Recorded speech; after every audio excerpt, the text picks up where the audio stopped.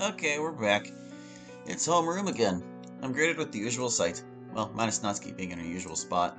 As the teacher is about to take roll call, the door behind us opens. Wait, we definitely already saw this, didn't we? What? It doesn't say the text is new. Sorry I'm late.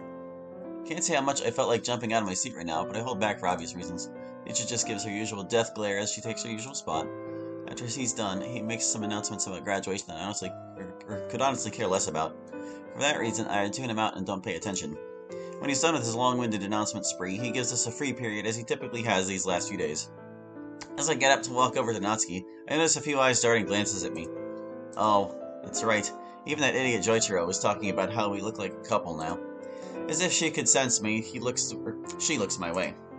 Hey, I know you have a ton of questions, but right now, let me just rest a bit.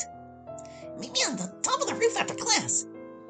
Stunned, all I can do is nod and return to my seat. I can hear some idle chatter behind me, followed by some annoying giggles. Are they talking about us? As if I needed another reason to hate people. It seems like they'll latch on to anything to gossip about. And again, that's probably how all those gossip magazines and websites stay in business. All thanks to simple-minded idiots like them. Give them an inch and they'll take a mile, or so the saying goes. I give a soft sigh as I get to work on some of the homework I have for today. Time seems to go extra slowly as I'm trying to take my mind off everything. I've got so many things I want to say to Natsuki when we meet on the roof later. But that's going to have to wait, and that is killing me right now. Eventually, the bell rings and I wait for all the mindless sheep to pile in through the door. I turn to Natsuki. Alright, let's go. She gets up from her seat and I follow behind her. Her tone earlier sounded very weak and defeated, but considering what's going on, I guess I can't blame her. I'm just hoping all the things Yuri said about Natsuki's aunt aren't true. Please, for the love of God, don't make her life more miserable than it already was. No words are exchanged as we go down the hall. I notice a few students sneaking glances our way. Seriously? Don't they have their own lives to worry about? As I look over at one of them, I swear I see something or someone lurking in the shadows. It almost looks like... literally lurking in the shadows. No, I have to be seeing things. Then again, I swear I saw that same creepy masked guy before. You coming? It seems I stopped for a moment and let her get ahead of me. Right. Sorry about that. Gone. Maybe I am just seeing things. Natsuki stops as I close the gap between us. She doesn't say anything else as we keep moving. I push open the door to the roof after getting a little ahead of Natsuki. She just gives me a nod and proceeds outside. She's really not feeling like herself. Not even some sarcastic quip or anything about holding the door for her. It doesn't feel right. I trail behind her and let the door slam shut behind me. She walks over to a corner of the fence, holding onto it as she wistfully looks out below. I sheepishly walk up to her. It's Natsuki, yet I'm nervous to approach her for some reason. Why is that? Sorry I had to meet you like this. I know it sounds stupid, but I don't want people looking at us. Wait, you noticed it too? How can't I? I caught them looking at us in the homeroom and I didn't want to hang up or any dirty laundry in front of them. I hope you can understand. No, I get you. That idiot Joichiro even called you my girlfriend when I ran into him yesterday. Not like we were out being a lovey-dovey couple or anything, though. That douchebag. Yeah, I don't want idiots like him hearing us. Alright. As long as you're not pissed off at me or anything. Why would I be pissed off at you? If anything, you're like one of the only people left who actually gives a damn about me. I saw all your text messages and all your missed calls. I'm sorry I made you worry so much about me. The way things have been, though, I just haven't been in the right headspace to talk to anyone. I hope you don't hate me too much. Natsuki, I could never hate you. I was just worried something happens to you. I mean, you called me in the middle of the night practically crying. You damn near scared me to death. I'm sorry, alright? I wasn't trying to scare you, but I just... You were the only person I had left I could go to. My aunt. Not like I could trust her with anything. My blood turns to ice at those words. No, you're kidding me, right? She turns to look at me, her face on the verge of tears. It doesn't seem to be on the verge, man. Is it that bad? Bad? Fuck it all!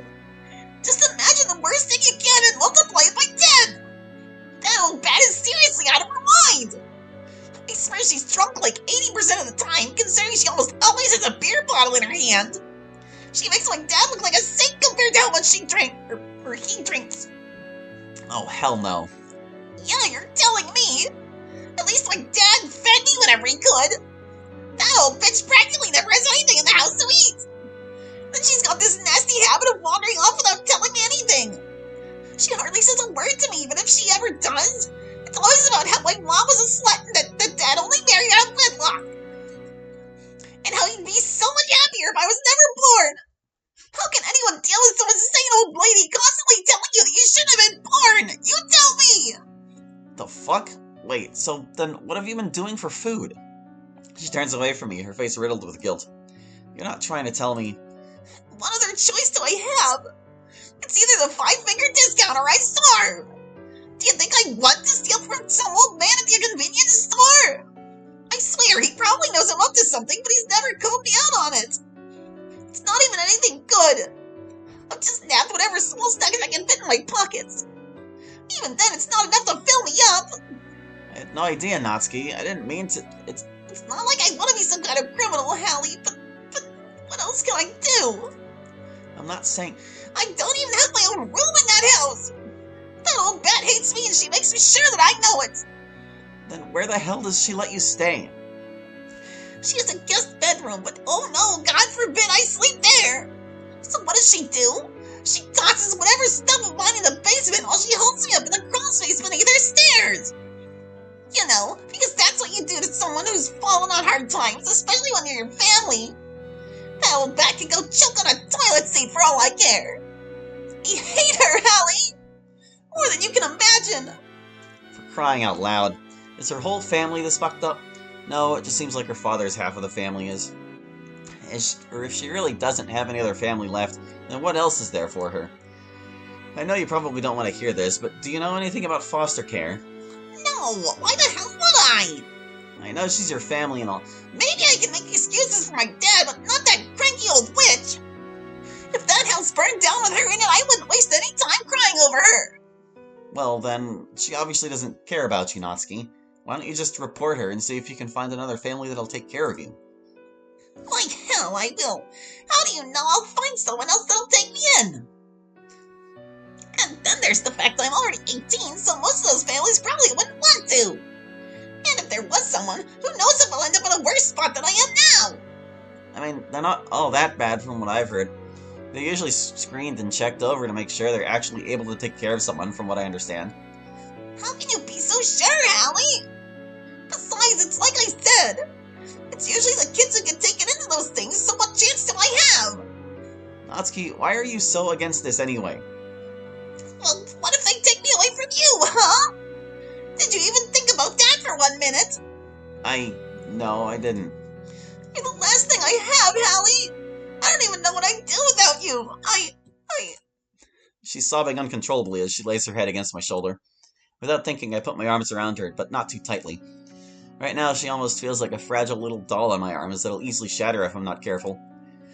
First Amy dies, and then my dad goes to jail, and our date and whatever time we spent is the only good thing that's happened to me so far.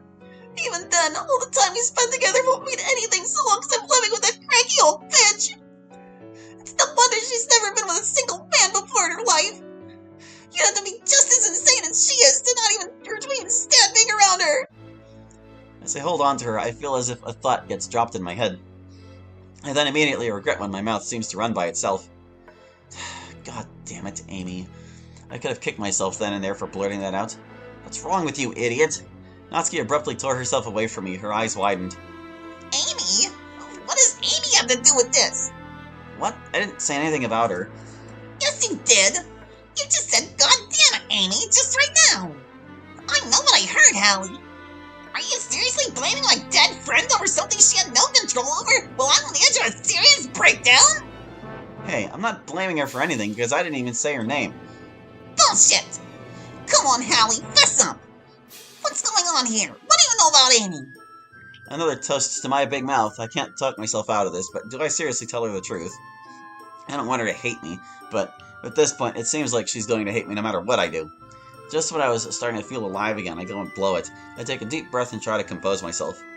Alright, I'll tell you. You're probably not going to believe me, though. Oh, really? Try me. Alright, you asked for it. Amy killed herself to save you. What? You were supposed to die on the night of June 3rd.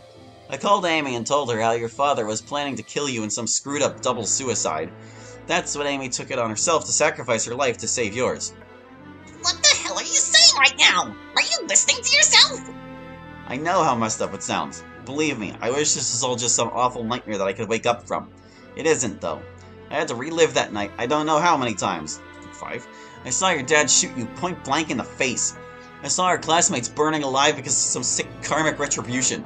I even got into a fight with your dad when he caught me trying to stop him. Oh, no! You're not making any sense here! It's the truth, though. Amy was the one who sent me back in time to try and save you from dying. In this case, I succeeded in saving you. The problem was, to do so, I needed to make some kind of exchange as part of this twisted ritual she made me do. A soul for a soul. That's all they'd tell me. Holly, you're seriously freaking me out right now. I'd be shocked if I wasn't. Are you on something right now? At this point, I wish I was. Then I'd have a more justified explanation for everything I've experienced to this point. Amy died and became a martyr to save your life, all because I made a stupid phone call begging her to tell me how to solve this problem. That's all there is to it. You called Amy? Right before she died? Did you tell her to? No! She made that decision herself. I tried to stop her, but she wouldn't listen to me. Amy dedicated herself to serving some evil being called Tarankos, so she was already too far gone to talk any sense into. That's what Yuri told me, anyway. That's what I keep telling myself when the guilt comes back to haunt me. Deep down, though, I still feel like Amy's blood is on my hands, and it wouldn't have happened if I didn't make that phone call. I don't buy it! I bet you convinced her to kill herself! No, I didn't know what else to do, Natsuki. Your dad was going to kill you.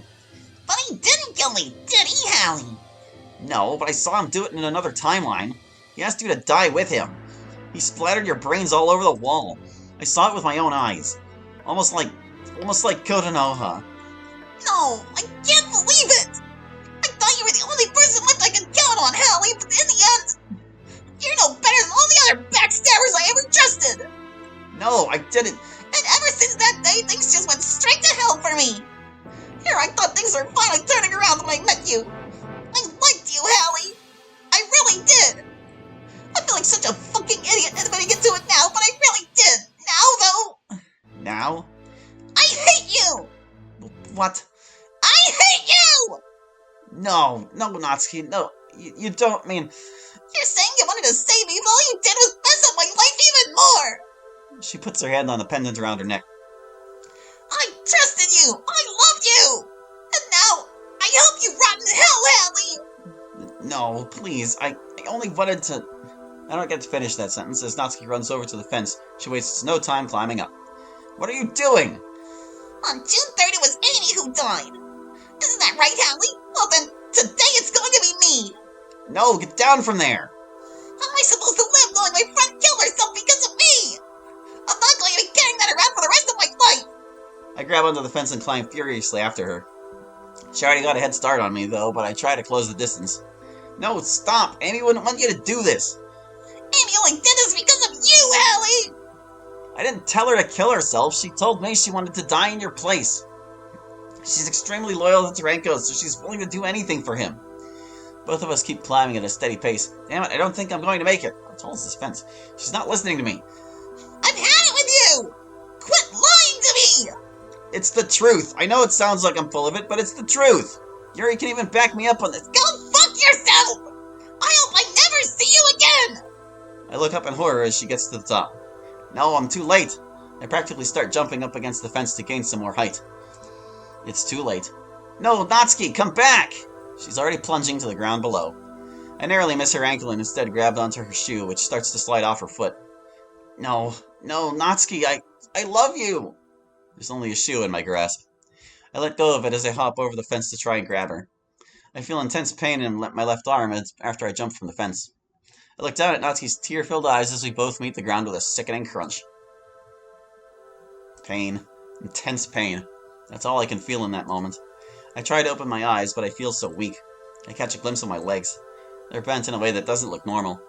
And then I try to look for Natsuki. What I saw... Frankly, I wish I could put it out of my mind.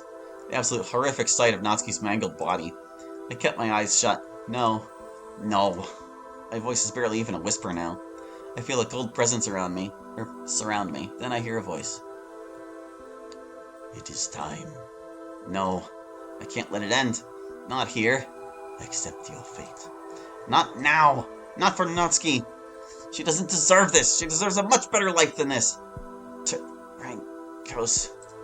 I feel myself fade away.